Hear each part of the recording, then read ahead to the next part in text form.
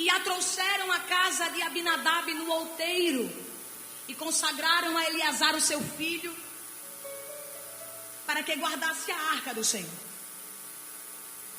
E muitos dias se passaram, até que chegaram a 20 anos, e lamentava toda a casa de Israel pelo Senhor.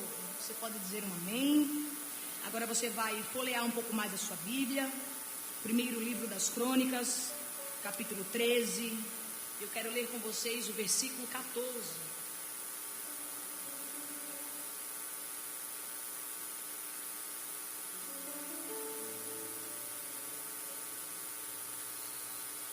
Primeiro livro das Crônicas, capítulo 13, verso 14. Quem encontrou diz amém. Que vai dizer então assim a palavra do Senhor. Assim ficou a arca de Deus com a família de Obed-edom. 3 meses em sua casa. E o Senhor abençoou a casa de Obed-edom e tudo o quanto ele tinha. Você pode dizer um amém? Eu vou repetir isso aqui porque isso aqui é tremendo. E o Senhor abençoou a casa de Obed-edom e tudo o quanto ele tinha. Você pode dizer um amém mais uma vez? Meus irmãos, os 2 textos aqui explanados estão mencionando o nome de 2 homens, um homem chamado Abinadab e outro homem chamado Obed-edom. E o que esses homens têm em comum é que eles tiveram a oportunidade de hospedar a presença de Deus em suas casas. Esses 2 homens tiveram a oportunidade de hospedar a Arca da Aliança em suas casas. Por que você diz isso, Jéssica? Que é presença de Deus? Porque naquele tempo a Arca da Aliança representava a presença de Deus. Naquele tempo a Arca da Aliança representava a glória de Deus materializada. Então olha que coisa maravilhosa é você ter a oportunidade de hospedar a presença de Deus em suas casas. Aleluia. Não tem coisa maravilhosamente aos nossos olhos mais incrível, não tem, do que hospedar a presença de Deus em nossas casas. Eu me lembro que depois que a presença de Deus entrou na minha casa, meu amado irmão, tudo mudou. Meu pai era aprendiz de bruxo, fez um pacto com o diabo, mais de 50 cortes no corpo. Eu sei que é pesado, mas é uma realidade. Passou um mês trancado dentro de um quarto, tomando banho de sangue, consagrando a vida dele e da família inteira para o diabo. Só que aí a presença de Jesus entrou lá em casa. E quando a presença de Jesus entrou lá em casa, meu pai deixou de ser catimbozeiro para ser pregador da palavra. Oh, aleluia! E minha mãe junto, deixa eu dizer mais. Eu tinha um avô que hoje já dorme no Senhor, mas meu avô 30 anos na cachaça. Pensa em como que ele gostava de crente, juventude. Ele fez uma placa bem grande, botou na esquina da nossa rua, uma placa dizendo assim: crente é alma cebosa. Para vocês terem ideia do quanto que ele gostava de crente. Só que aí a presença de Jesus entrou lá em casa. Oh, aleluia. E quando a presença de Jesus entrou lá em casa, tomou ele, lavou, purificou, transformou. Aí sabe o que aconteceu? Ele tirou a placa de crente, alma cebosa, e colocou outra maior ainda, dizendo assim: o meu Jesus salva, o meu Jesus transforma, o meu Jesus prepara, reveste o homem, leva para o céu. Quando a presença de Deus entra na casa de alguém, existe uma mudança notória. Você acredita nisto? O meu tio, ele era tão viciado nas drogas de um jeito que ele vendia as coisas dentro de casa para sustentar o vício. Só que aí a presença de Jesus entrou lá em casa. Oh, aleluia. E aquele meu tio que dava trabalho, que as pessoas olhavam e diziam assim: ou vai dar das duas uma, ou vai findar morto, ou vai findar preso. Só que aí a presença de papai entrou lá em casa. Oh, aleluia. E quando meu tio teve um encontro com esta verdade, com esta presença, ele deixou de ser um viciado para ser pregador da palavra. E hoje é até pastor, está pastoreando. O pastor Alixson Carlos, vocês conhecem. Então, se você tem a oportunidade nessa noite de levantar a sua mão em nome de Jesus, eu quero liberar uma palavra de Deus para só quem tem um coração sensível e uma mão para levantar. Quando a presença de Deus entrar, a salvação também transformação também vai entrar, a cura também vai entrar, porque é impossível receber a presença e esta presença não gerar uma mudança de vida. Mudança de vida, mudança de vida. Olhe para alguém que está do seu lado. Eu já sei que em Touros não tem uma pessoa feia, em Touros não tem não. Olhe para um vaso que está do seu lado em nome de Jesus e diga assim: carrega a presença. O segredo é se encher da presença aqui e transbordá-la em casa. Oh, aleluia! Coisa boa é ter presença de Deus nas nossas casas. E esses homens tiveram uma oportunidade.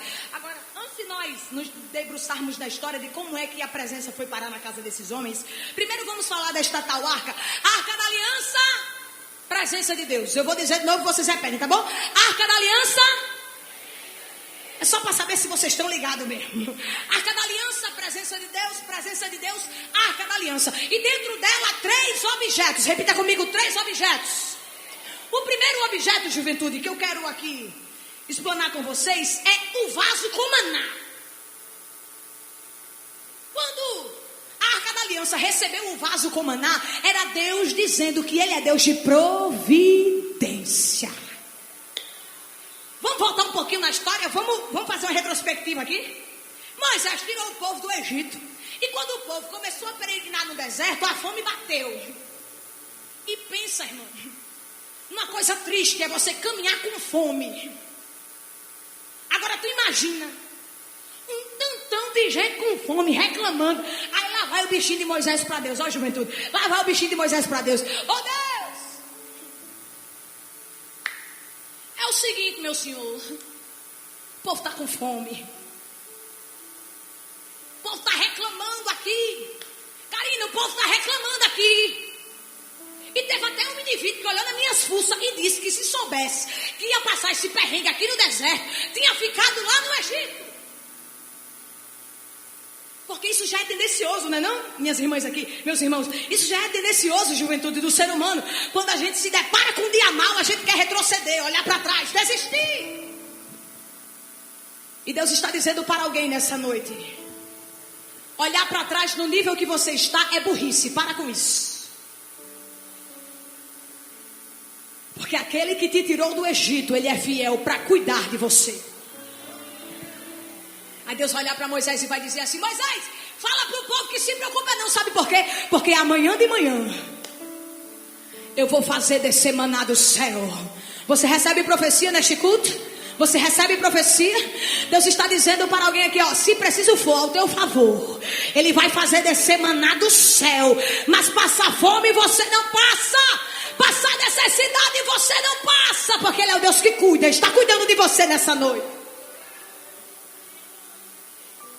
O segundo objeto que eu gostaria de dizer também para vocês são as tábuas dos 10 mandamentos. Quando a arca da aliança recebeu as tábuas dos 10 mandamentos, minhas irmãs, era Deus querendo dizer que Ele é aquele que vela pela sua palavra. As tábuas dos 10 mandamentos, elas foram escritas para dar um norte para o povo. Agora, se depois pegaram as leis para tentar oprimir o povo, aí já é outra história. Mas Deus, quando inspirou a Moisés, que repassou para Moisés todas aquelas leis que ele escreveu, na verdade era para dar um norte. Por quê? Porque o pecado tinha embaraçado a vista do povo. O povo agora estava sem norte, sem um rumo, sem uma direção. Então as leis vieram na intenção de fazer o povo voltar às primeiras obras, voltar ao primeiro amor. Era Deus dizendo: eu sou aquele que pega o que não presta para fazer prestar. As tábuas dos 10 mandamentos dentro da arca da aliança era Deus dizendo assim: eu sou aquele que conserta todas as coisas. Eu sou aquele que já tenho um plano traçado para o conserto desta humanidade que se corrompeu. Oh, aleluia! Olhe para alguém e diga assim: Ele vela pela sua palavra. Ele sempre dá um jeito. Ele sempre bota as coisas no lugar. Eita! Que chegou gente aqui com tudo fora do lugar. E Deus está dizendo: a coisa vai passar pelo prumo, viu? organizar tudo, vai colocar tudo no lugar. Oh, aleluia. Você recebe essa palavra? E o terceiro objeto que eu gostaria de citar para vocês. Qual é mesmo, hein? Vocês lembram? Isso! A vara de Arão. Quando a Arca da Aliança recebeu a vara em seu interior, na verdade, deixa eu falar aqui para vocês, era Deus dizendo que quando Ele escolhe, está escolhido, pronto e acabou-se. Ninguém tem nada a ver com isso. Vamos relembrar a história. Me respondam em nome de Jesus. Quem foi que levantou Arão como líder? Quem foi para ser o sumo sacerdote? Quem foi? Pois é, foi Deus. Aí o que o povo estava dizendo? Estava dizendo que aquilo foi uma tremenda de uma peixada. Vocês entendem essa expressão, né? Uma tremenda de uma peixada. Um tremendo de um arrumadinho. Cair em cima de Moisés, rapaz, você botou porque ele é seu irmão, né? Olha aí o monopólio. Aí lá vai Moisés, o bichinho para Deus de novo. Deus! É o seguinte, meu senhor. Foi o senhor que levantou Arão, me foi. Mas é que esse povo é nosso cego, rapaz. Esse povo está dizendo que isso foi um arrumadinho meu, porque ele é meu irmão. Aí Deus olha para Moisés e diz assim: como é que é?